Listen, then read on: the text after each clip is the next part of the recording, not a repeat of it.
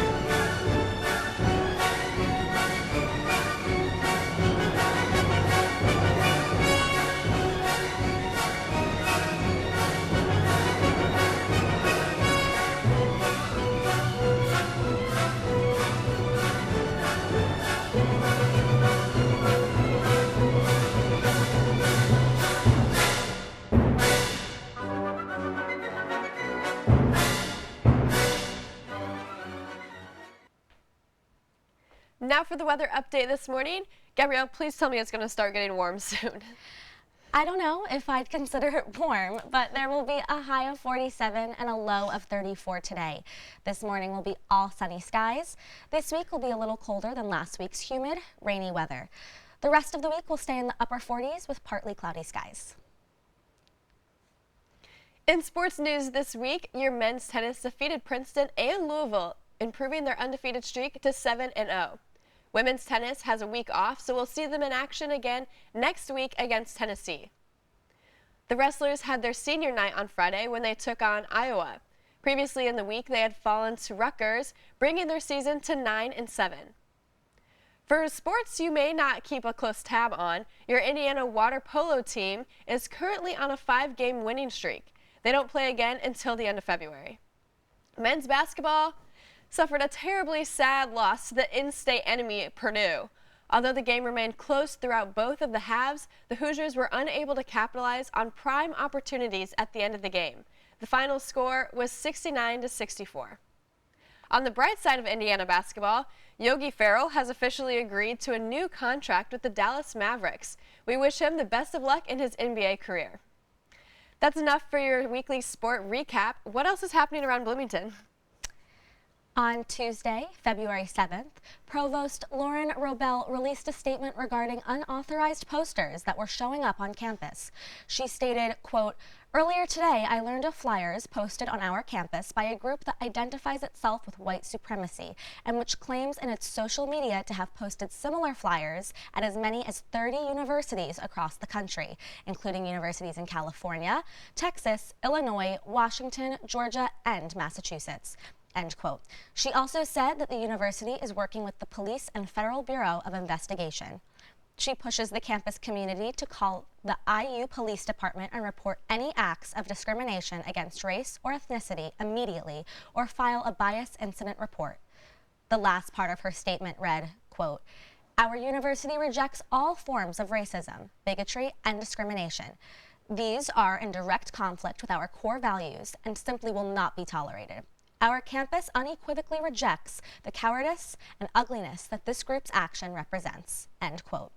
Provost Robel will update the campus as she hears more. In lighter news, all IUDM committee meetings have resumed this past week, welcoming its newest members to the Indiana University Dance Marathon family and welcoming back its old members too. After 26 years of fundraising, IUDM raised a record-breaking $4.1 million this past November. After having a short 2-month break, students and committee members can't wait to start back up again and begin preparing for IUDM 2017. If you want to learn more about IUDM or want to help donate, visit iudm.org. Now for our unnecessary update of the day. New England Patriot fans are still celebrating the big Super Bowl win. But it isn't just Tom Brady who everyone is talking about. Little Benjamin Brady is stealing some of his dad's spotlight too. Brady's 7-year-old son couldn't stop dabbing during the Patriots' Super Bowl victory parade in Boston, according to E! News. Brady captioned his video saying, "Raindrop, drop top, Benny dabbing on the boat with his pawpaw." So unnecessary. But so necessary. We have a very special guest with us in our studio this morning. But before we introduce her, we'd like to give you an insider look at what a day in the life of Indiana University's student body president is like. Stay tuned for a quick preview of what Sarah Zahir's role as student body president entails.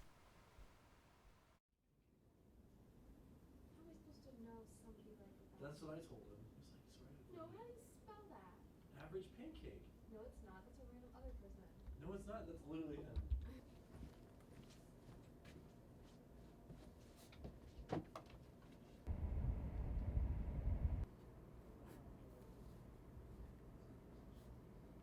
I didn't know I brought both.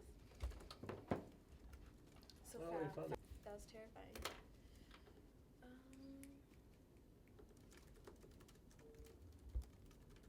Is it bad to not vote for the student trustee? Terrible. I just don't have a preference. They're all the same individual. My votes are due at the end of this before I even saw it because he came up to me during lunch and told me, and I was like, I don't really want to have this conversation right now.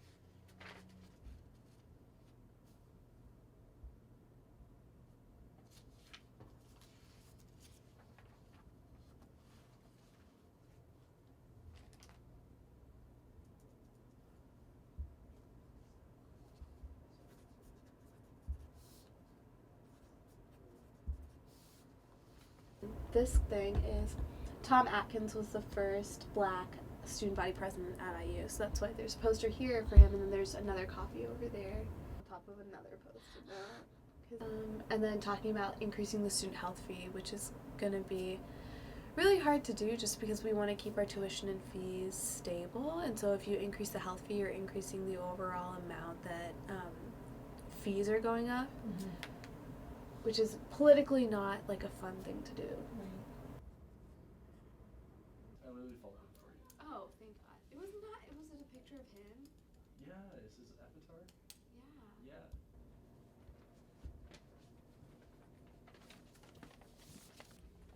You know That's that. for Sam. Huh? Oh, we put that. We're so happy to have you with us this morning, Sarah.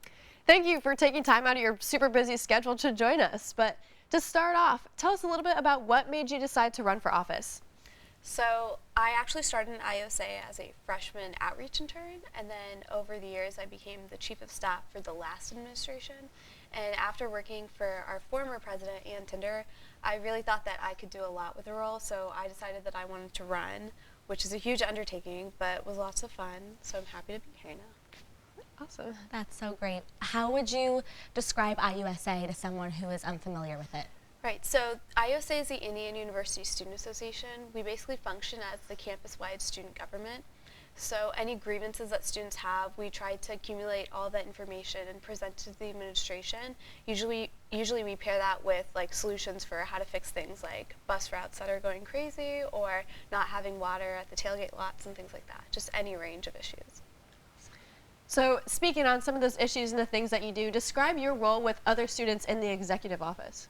Okay, so as the president, I also have a vice president of administration, Alex Trevino, a VP of Congress, Tyler Knox, and then a treasurer, Patrick Kennedy. And then our staff is about 60 people split into different departments based on their interests. So we have policy, outreach, marketing. I feel like I'm forgetting important things like I don't know, policy, outreach, marketing, sustainability, which is new for us, and then diversity and inclusion, which is honestly our most robust and active committee. So that's cool. What advice would you give to someone who wants to get more involved with IUSA? I would say definitely just reach out to us, especially if you have a certain issue that you want to work on. We had a couple of students approaches in the past semester about mental health, substance abuse, and sexual assault, and that kind of interaction between the three. And so now we've started to have more discussions, pulling in those outside voices, and then speaking with staff and administrators and figuring out which pieces we can actually move to make some changes on campus. Now, have you always been involved with student government organizations, or is that something new starting in college? Actually, like when I was in elementary school, I was really involved in our school and was big on like student council throughout middle school and high school. And then I graduated as our senior class president from high school. So it's kind of, I see my role in public service and doing as much as I can for as many people. Awesome. That's so great. What's your favorite part about your position? It's cool that we have an office in the union, but I really do like hearing everybody's critiques, not only about IUSA, but of campus. And I think when you have the title like president, people aren't afraid to tell you their thoughts on your organization. So I think that kind of just very raw, natural interaction with students has been very interesting because it just highlights not only the really cool things about our campus, but also places where we can make some improvements. So you mentioned a little bit about your interest in public service. So looking forward after college, what are some of your plans? So I actually don't know what I'm doing after graduation, which is kind of scary, but I'm really interested in the policy and advocacy work, so I'll try and find somewhere where I can put those skills to use, but also be able to pay the bills. That's the plan. That'd be important. How has this experience shaped your own college experience? I'd say since I've been involved in IUSA since my freshman year, I took a year off sophomore year, so I got a little bit of a different perspective on campus, but it's definitely made me value a lot more of what we have on campus and all the opportunities that IU offers. I know coming here, I was worried about being one amongst 48,000 students, and it just being a state school, a lot of people from my high school go out of state or to more private institutions. And so I wasn't sure what I was going to find, but finding IUSA kind of gave me a home on campus, which I'm really proud of. That's great. And one final question I have for you today. What's one thing on campus that you're looking to change or where you really want to leave your mark? I definitely have to say mental health. I came from a task force meeting for that just now, and we're working to put together some recommendations for how we can improve prevention and treatment strategies on campus. And I know that that's a really big piece to kind of fix or improve or change, but it's something that affects students throughout their experience here and also once they graduate. Sounds like you have a lot on your plate, Sarah, so thanks for taking time out of your day to come join us on our show today. We loved learning about IUSA and the role that you play within our student government. Yeah, we really did. If you're interested in learning more about Sarah's position or IUSA as a whole, be sure to follow IUSA on social media at IUSA, or feel free to stop by Sarah's office located in the Student Activities Tower in the IMU to say hi. We hope that you will join us Monday mornings for a weekly recap of news, sports, and entertainment.